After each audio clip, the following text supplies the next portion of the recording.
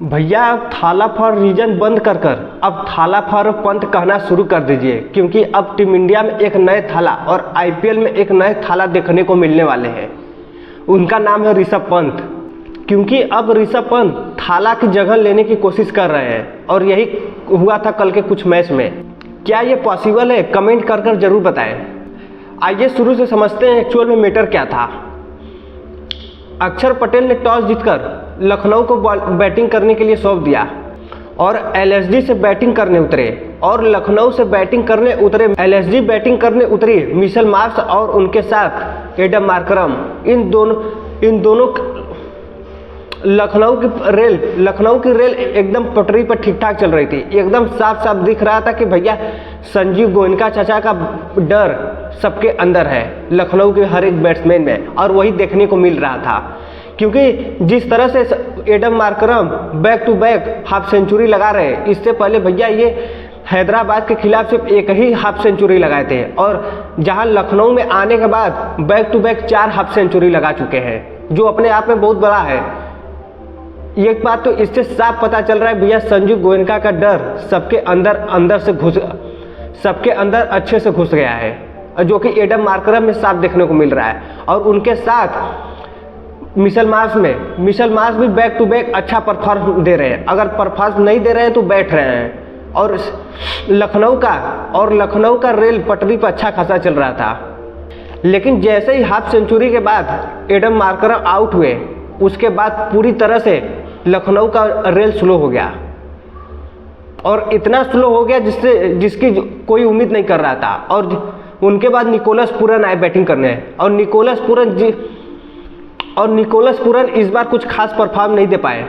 और ये साफ पता चल रहा था कि भैया हर बार परफॉर्म हम ही काहे दे, क्योंकि अभी तक जितने भी मैच लखनऊ जीती है पूरा का पूरा निकोलस पूरन के ही दम पर जीती है। क्योंकि हर एक मैच में निकोलस पूरन हाफ सेंचुरी 70 से 75 रन एकदम जबरदस्त ताबड़ तोड़ तरीके से बनाए हैं।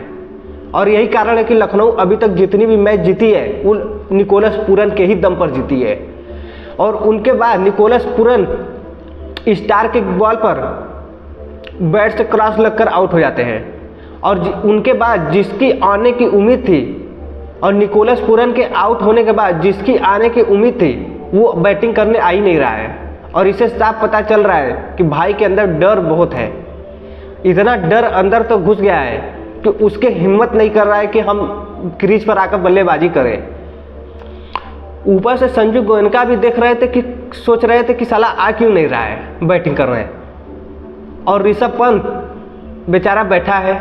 अब ये न जाने कि फैसला था या फिर ऋषभ पंत डर की वजह से नहीं आ रहे थे। अब न जाने कि टीम मैनेजमेंट का फैसला था या फिर ऋषभ पंत के अंदर सच में संजू गोयनका का ही डर था कि भाई क्या पता, क्योंकि परफॉर्मेंस जब बैक टू बैक परफॉर्मेंस बिगड़ती है तो भाई कॉन्फिडेंस लो हो जाता है। और वही चीज़ ऋषभ पंत के साथ है।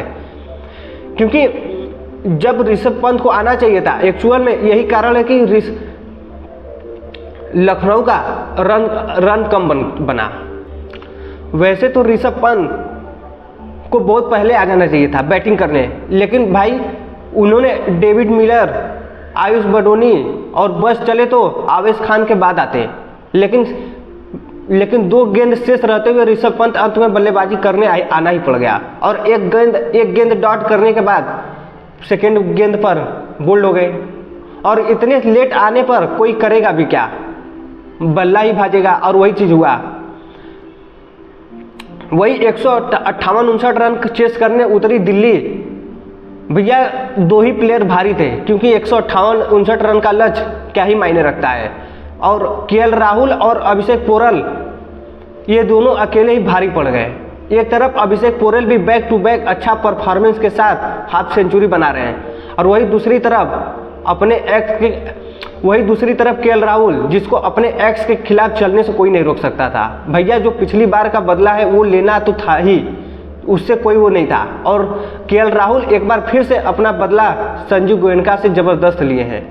और अंत में हाफ सेंचुरी बनाने के बाद एक छक्का मारकर मैच को जीत दिला दिए। और अंत में जिस तरह से भाई संजू गोयनका से केएल राहुल हाथ मिलाए, उससे साफ पता चल रहा था कि संजीव गोयनका से केएल राहुल बात नहीं करना चाह रहे, क्योंकि केएल राहुल का रेल इतना तेज था कि संजू गोयनका से हाथ मिलाने के बाद उनको इग्नोर कर कर आगे बढ़ गए और संजू गोयनका कुछ कहना चाह रहे थे, अब न जाने क्या कहना चाह रहे थे, लेकिन केएल राहुल इससे साफ पता चल रहा है कि भाई लखनऊ सुपर जायंट्स को इसका पछतावा जरूर होगा कि हमने केएल राहुल को क्यों रिटेन नहीं किया।